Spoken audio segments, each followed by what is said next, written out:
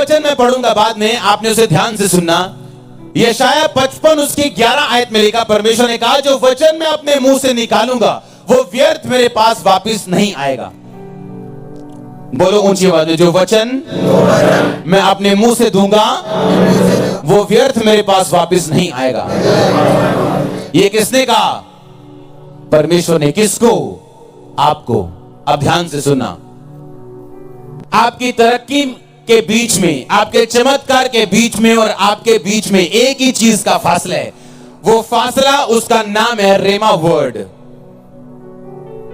रेमा word उस वचन को बोलते हैं जो वचन परमेश्वर आपको डायरेक्ट देता है। अंधे होके मत चलो, बोलो अपने पड़ोसी को। बोलते हैं रेमा वर्ड, जो खास प्रभु आपकी लाइफ में आपको देता है। वो मिलता कैसे? सुनो ध्यान से। अब मैं आपको बताता हूं। एक सफल और असफल व्यक्ति के बीच में रेमा वर्ड का फर्क है। एक असफल और सफल बिजनेसमैन के बीच में रेमा वर्ड का फर्क है। एक सफल सेवकाई और फेल सेवकाई के बीच में रेमा वर्ड का फर्क है। एक बीमार क्रिश्चियन और एक चंगाई पाने वाले क्रिश्चियन के बीच में रेमा वचन का फर्क है।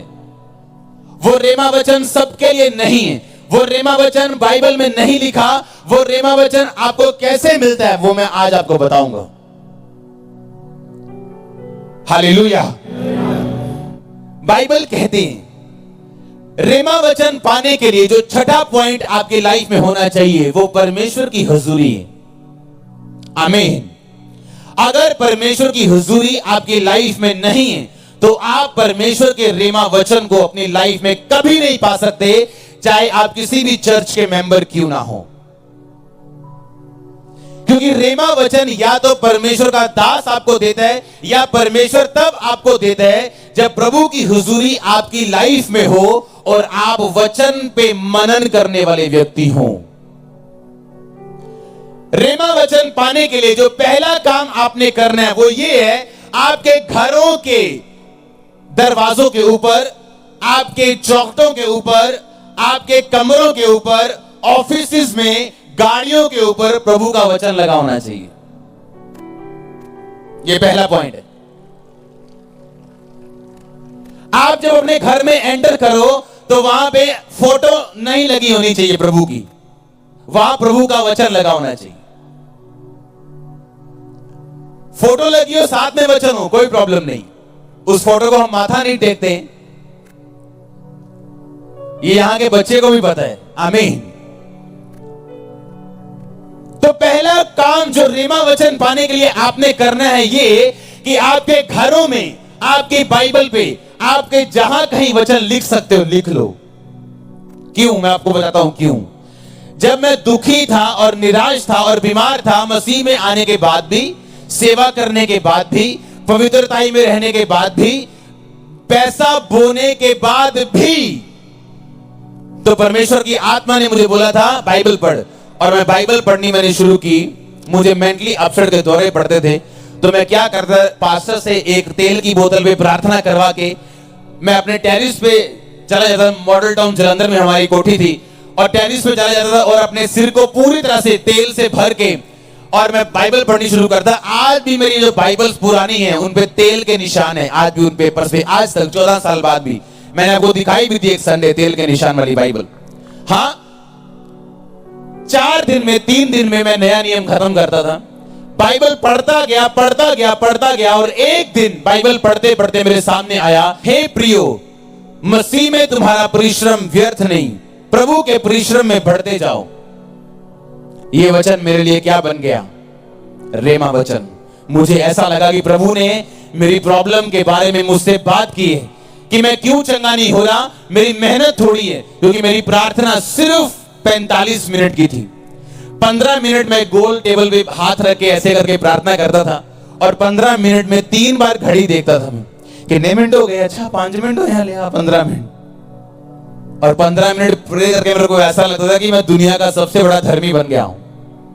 हाँ, और परमेश्वर कहता था नहीं, अगर तू हील होना चाहता है तो अपनी परिश्रम को बढ़ा। प्रभु में किया गया परिश्रम व्यर्थ नहीं जाता। मुझे ऐसे लगा कि मेरे दिल पे किसी ने ये वचन मार दिया हो कि अगर मैं मेहनत करूंगा तो इसका मतलब मेरा परिश्रम व्यर्थ नहीं जाएगा और प्रभु मुझे उत्तर देगा। ये मेरा रेमा वचन था। आपका नहीं है, ये आपका नहीं है। आपको अपना खुदा दे सकता है, अभी दे सकता है, मेरे मुंह से दे सकता है, आपको बाइबल पढ़ते वक्त मिल सकता है। आपको तभी वो मिलेगा अगर मेरे मुंह से भी मिले या बाइबल से मिले, आत्मा से मिले, अगर आप प्रभु के साथ पूरे हो तो। नहीं तो जब रेमा वचन आपके दिल में घुसना चाहेगा वो आपको कभी भी मिल नहीं पाएगा। जोर के तारीफ करो, जोर से आमीन। आप समझ रहे कि नहीं? ये मेरा रेमा वर्ड था, आपका नहीं है। अपना रिलेशन बनाओ परमेश्वर से अगर चाहिए तो। अगर आपकी लाइफ में खुदाबंद की हुजूरी नहीं है, मैं लिख के देता हूं, आपको कभी रेमा वचन नहीं मिल सकता। आपको वचन मिल सकता है, अच्छा पाप नहीं करना, व्यभिचार नहीं करना, अच्छा ये नहीं करना, वो नहीं करना, पर रेमा वचन जो आपको चमकाने के लिए खुदा ने दिया हुआ है लेकिन आप तक पहुंचा नहीं।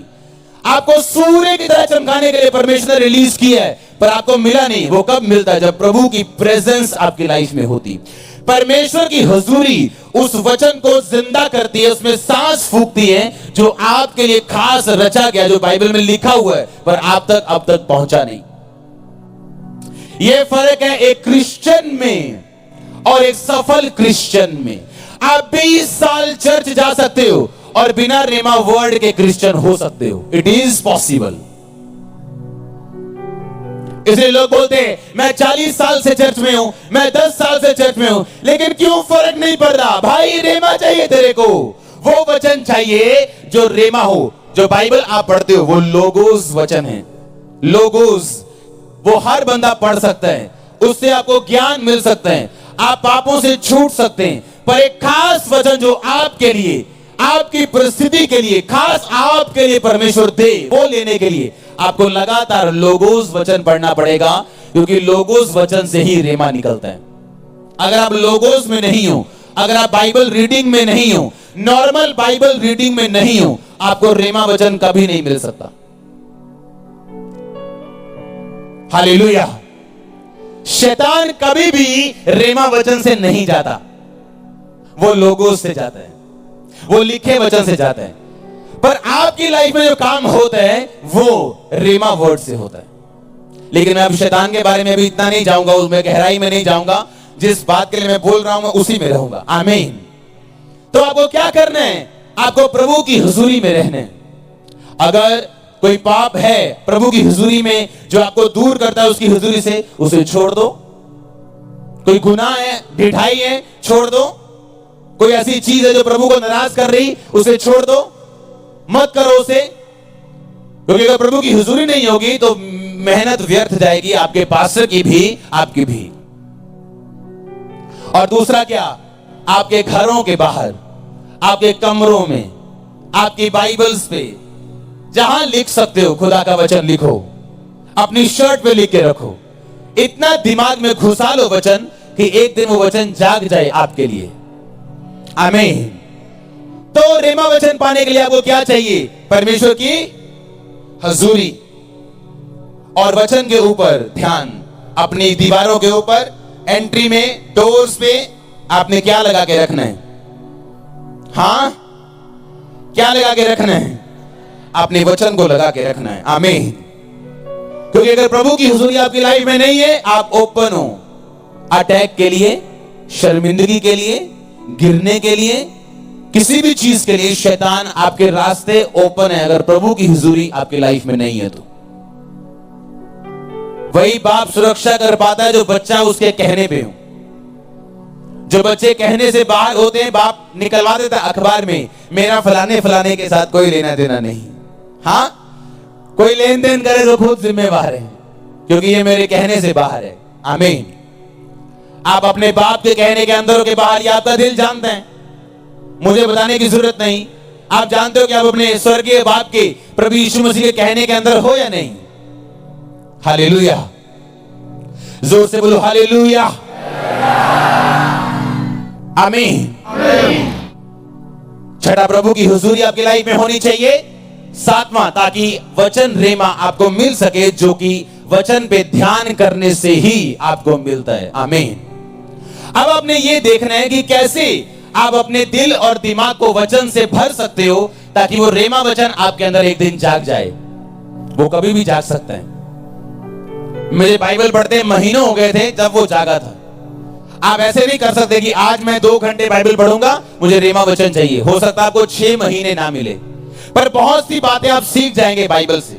वैसे प्रभु आपसे बात करेगा, जिंदगी सुधर जाएगी और एक दिन वो वचन भी आपको मिलेगा जो आपके लिए बना हुआ। आमीन। तो बाइबल को आपने किसी लालच के तहत नहीं पढ़ना कि आज मुझे प्रभु का वचन मिल जाए जो मेरे लिए बना हुआ। आपने इसको पढ़ना है बस परमेश्वर की इच्छा को पूरा करने के लिए, उसकी सिद्ध इच्छा को जानने के लिए। आमीन। और अगर छठा प्रभु की हुजूरी है, 7वां आपको रेमा वचन अगर मिला तो आप सफल में होंगे, आप चंगों में होंगे, आप सफलता, ब्लेसिंग्स और आशीष वाले क्रिश्चियन लोगों में होंगे। और आमीन ऊंचा चाहिए मेरे को।